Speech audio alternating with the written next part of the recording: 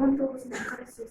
Адам ата-анадан туғандай есті болмайды. Есті, көріп, ұстап, татып ескерсе, дүниедегі жақсы жаманды таниды дағы, сондай білген көргендері көп болғаннан білімді болады.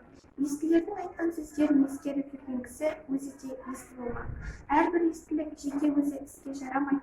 Сол естілерден естіп білген жақсы нәрсені ескерсе, жаман дегеннен сақтанса, сонда іске жарайды, сонда адам десе де болады.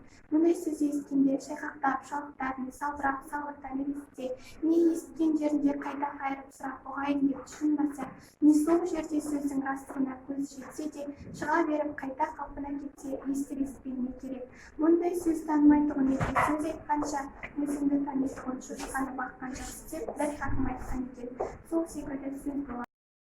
Біз Браев КБ-9 студенттері Абайдың 75 жылдығына арналған челленджді Браев тобынан қабыл алдық. Осы челленджді Браев Эрдоға жолдаймыз!